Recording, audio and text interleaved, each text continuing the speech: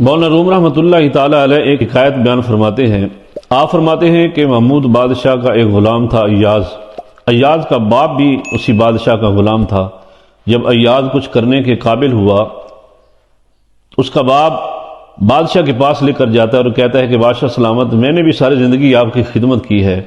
اب میرا بیٹا ایاز کچھ کرنے کے لائق ہوا ہے تو اس کو بھی اپنی خدمت میں قبول فرمائیں۔ بادشاہ نے کہا کہ اس کو جاؤ اور فوجیوں کے گھوڑوں جو استبل ہے ان کی خدمت میں لگا دو۔ کچھ گھوڑے ایاز کے حصے میں آئے۔ ایاز بڑا ہی نیک سیرت بچہ تھا، انتہائی خلوص نیت کے ساتھ اس نے ان گھوڑوں کی خدمت شروع کر دی،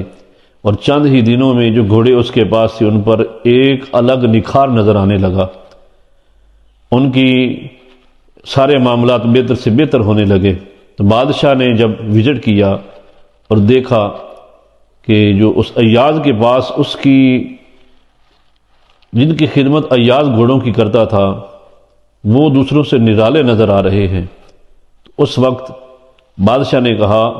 کہ اس کو ان گھوڑوں سے الگ کر کے خاص ان گھوڑوں کی خدمت میں لگایا جائے جن پر بادشاہ سلامت خود سواری کرتا ہے۔ اب ایاز کیا کرتا؟ اچھا سے اچھا گھاس لے کر آتا جو گھوڑوں کو سب سے زیادہ پسند ہوتا، ان کو لے کر آتا، ان کو پانی سے دھوتا، پھر خشک کرتا، خشک کرنے کے بعد پھر وہ گھاس چارہ جو تھا وہ گھوڑوں کو آگے ڈالتا، اچھے طریقے سے ان کی خدمت کرتا۔ چند ہی دن گزرے تھے کہ بادشاہ سلامت نے جب دیکھا کہ ان گھوڑوں کے اندر بہت ہی فرق نظر آنے لگا، بڑی ہی تبدیلی نظر آنے لگی ان کی صحت کے اندر، اس کے باقی معاملات کے اندر، تو حتی الامکان بادشاہ نے ایاز کی اس خدمت کو، اس خلوص کو پسند فرمایا۔ تو بات طویل نہیں کرتا، بادشاہ آہستہ آہستہ اس کو اپنے قریب کرتا چلا گیا۔ ایک دن آیا کہ وہ ایاز بادشاہ کا وزیر بن گیا۔ باقی جو وزیر تھے وہ اس سے حسد کرنے لگے کہ یہ کل کا غلام ہے اور آج وزراء کے سامنے آ کر بیٹھ گیا ہے۔ وہ کبھی کوئی بہانہ بناتے، کبھی کوئی بہانہ بناتے۔ تو بادشاہ نے کہا کہ تم روز ایاز کی شکایتیں لگاتے ہو، کبھی تو کوئی ثبوت لے کر میرے پاس آؤ تاکہ میں اس کو کوئی سزا دے سکوں، اس کو پوچھ سکوں۔ تو جو باقی وزراء تھے وہ ایاز کی تعاقب میں لگے۔ ایاز کا ایک کام تھا کہ وہ پچھلی رات بادشاہ کے محل سے نکلتا،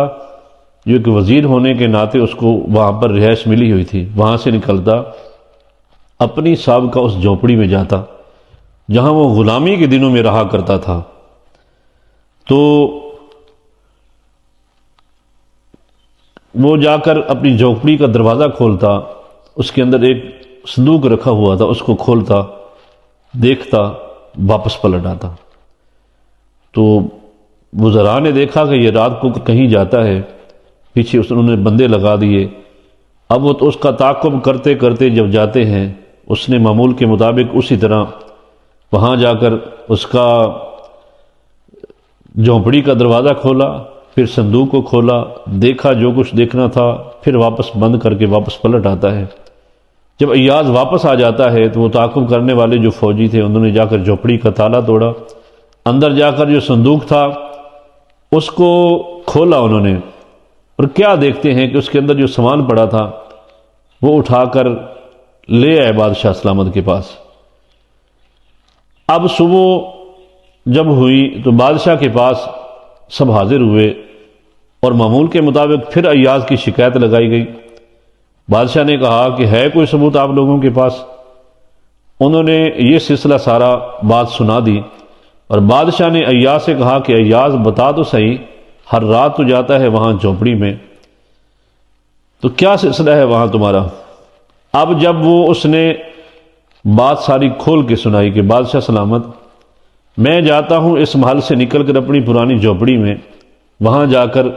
اس جھونپڑی کا دروازہ کھولتا ہوں، اس کے اندر ٹرنک پڑا ہوتا ہے، جو صندوق ہے اس کو کھولتا ہوں، اس کے اندر غلامی کے دور کے میرے اوزار ہیں، وہ درانتی جس کے ساتھ میں گھوڑوں کا گھاس کاپتا تھا، وہ سلوکہ جو میرے جسم پر پہنا ہوا ہوتا تھا، وہ تہمت جو میں باندھتا تھا، اور میں روزانہ ان کو وہاں سے نکال کر اپنے سامنے رکھ کر اور اپنے آپ کا گریبان پکڑ کر اپنے آپ سے کہتا ایاز آج تو جو وزیر بنا ہوا ہے، آج یہ وزارت کے مقام پر تو ہے، یہ تیرا کمال نہیں، تیری اصل یہ ہے تو یہاں سے شروع ہوا ہے، یہ ہے تیرا وہ تیری درانتی جس سے تو گھاس کاٹتا تھا، یہ ہے تیرا وہ سلوکہ، یہ ہے تیری وہ تہمت۔ تو فرمایا آج اگر تو وزیر ہے تو یہ بادشاہ کا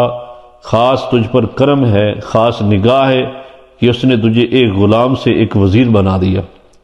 تو میں اپنے اصل کو جا کر دیکھتا ہوں، اپنے آپ کو جھنجھوڑتا ہوں۔ مولانا روم رحمۃ اللہ تعالی علیہ، چونکہ آپ کی ہر حکایت کے اندر بہت بڑے اسباق ہوتے ہیں،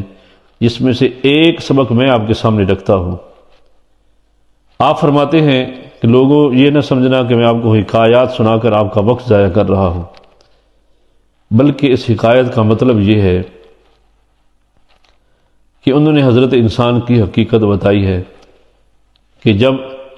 اس دنیا میں آ کر انسان بڑے بڑے عہدوں پر پہنچ جاتے ہیں، بڑے بڑے مقام و مرتبہ تک پہنچ جاتے ہیں، تو جو ایمان والے لوگ ہیں، جو مومن ہیں، وہ اپنے اندر اپنے آپ کو جھانک کر دیکھتے ہیں کہ تیری حقیقت تو اصل یہ تھی کہ جب تو کائنات کے اندر آیا تھا تیرے بدن پر لباس بھی نہیں تھا، خالی ہاتھ اس کائنات سے آیا تھا اور خالی ہاتھ اس دنیا سے واپس پلٹے گا۔ اس دنیا کے اندر رہ کر جو کچھ بھی تیرے پاس ہے یہ تیری وجہ سے نہیں ہے، یہ اس مالک حقیقی اور بادشاہ حقیقی کا تجھ پر کرم ہے کہ دنیا میں خالی ہاتھ آیا تھا، لیکن اس دنیا میں اس مالک نے تجھے کیا کچھ نہیں عطا کیا، کتنے معاملات سے نوازا۔